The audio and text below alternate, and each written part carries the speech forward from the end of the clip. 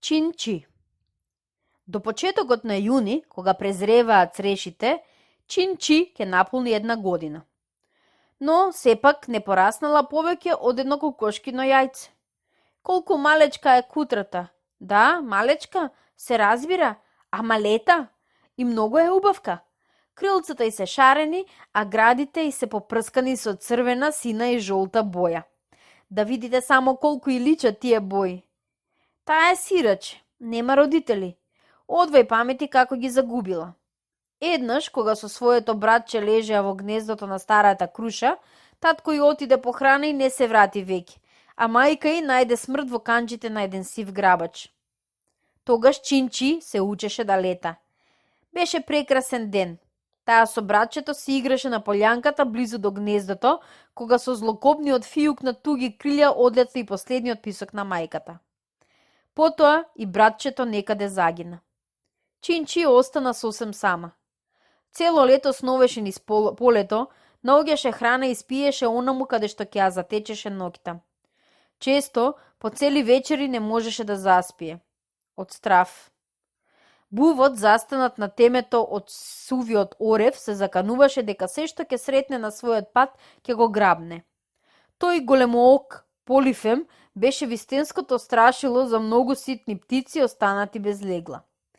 Чинчи не смееше да му излезе пред очи зашто знаеше што ја чека. Од неа нема да остане ни пердов. Но последното крцкање на колите се смири во селските дворишта. Дојде студен ветер да ги оплакува пустите голи ниви. Гребовите на планините се посребрија. Едно утро, на долготрајното плачење на облаците, над полето клекна белиот гостин. Кога излезет од ралубот на бело искитениот јавор, Чинчи се стресна. Фиу, фиу, дуваше ветерот. Пред неговата сила малата птица личеше на снежинка, која секој час можеше да се најде завеана во некоја снежна соспа. Таа веќе немаше што да чека во полето, тука ја чекаше глад и смрт. Ги размавна крилцата и одлета во селото. Чинчи не беше свикната на селската врева. До тој миг таа живееше во див и осамен крај каде што човекот наминуваше сосем ретко. Ама неволјата ја натера на се. Отпрво се плашеше и од кучињата што скитаа по снегот, барајќи изглодани коски по буништата. Ке се станеше на некоја гранка, ке ја надуеше перушината и со скриена глава под крилото сонуваше лето. Еднаш на еден прозорец таа забелеша грст бели оризови зрна. Чинчи не знаеше што е тоа, но кога снегулките ја натераа да си побара заслон, таа следа токму на тој прозорец и колна од зрната. Охо, тие се мошне вкусни. Ја наполни гушката и се скри под стрејата да ноќува. Зад прозорецот живееше едно добро дете. Тоа секој ден ја оставаше зрнца на малата птица, а таа ги џопкаше. Му беше многу благодарна. Да знаеше да зборува, ма какви ли нежни зборчиња ќе искажеше тоа мало топло срце. Се спријателија. Детето ја сакаше неа, а таа детето. Но сепак останаа подалеку еден од друг. Чинчи ниеднаш не посака да влезе во собата, не сакаше да го остави просторот во кој царуваат крилјата.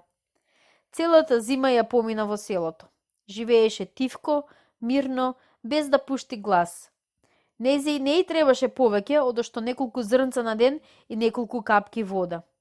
Понекогаш ги наоѓаше на прозорецот, а понекогаш и самата риеше по буништата заедно со врапците кавгаџии.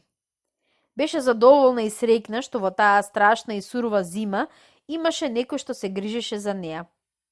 Детето безмерно ја сакаше малата убава птица, но никако не можеше да ја помогне во самотијата. Не можеше да летне со неа и весело да си чрчерот на птичиот јазик, а да ја повика дома кај себе никако. И најубав кафес, дури да е златен, за птицата е затвор. Зимата си отиде. Во селските дворови вишните побелеа од цутови. Место детскиот лик на прозорецот, таму се смееше веселото пролетно сонце. Чинчи се сети на мајка си и на своето братче. Сега и се стори дека тие се некаде во полето и ја бараат. Затоа слета на прозорецот, каде што цела зима наоѓаше бели оризови зрнца и со едно Чинчи му се заблагодари на детето и одлета. Крилцата брановно ја носеа по сончевиот воздух. Леташе на селските бавчи, над нивје и ливади. Расцутените гранки се нишаа, а младата детелина ја канеше.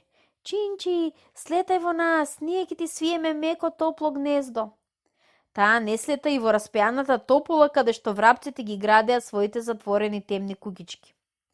Летот на незините крилца не се слушаше, само гласот полн со надеж и скриена нејасна радост над полето се ширеше како сончева песна.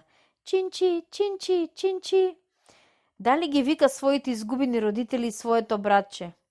Чинчи ќе појде таму каде што пролета е сама и тивка, да ја подари својата убава песна.